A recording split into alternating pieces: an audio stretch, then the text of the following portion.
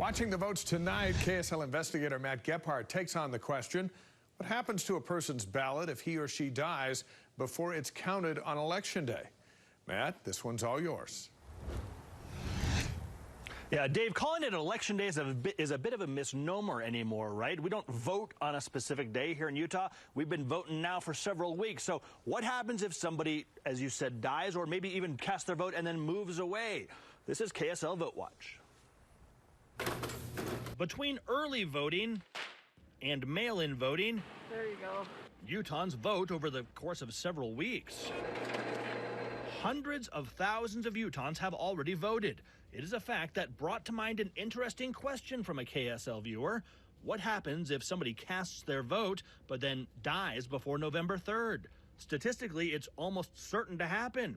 According to the most recent census data, close to 50 Utahns pass away every single day. So what does happen if their ballot is already in the mail? Your ballot's already been processed. It's considered good. I took it to Lanny Chapman, the chief deputy clerk for Salt Lake County. She says that the way the law is set up, all votes that are cast during the voting window will be counted, even if that person is gone by Election Day.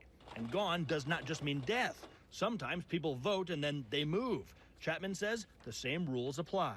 When you get your ballot, that's where you vote. You vote that time. We started sending ballots out on October 13th. If you voted October 14th and that's where you live, that was your primary residence, that ballot is perfectly acceptable. What is not perfectly acceptable, casting your ballot, moving, then showing up to vote again at your new address. You cannot vote twice. You can only vote once per election.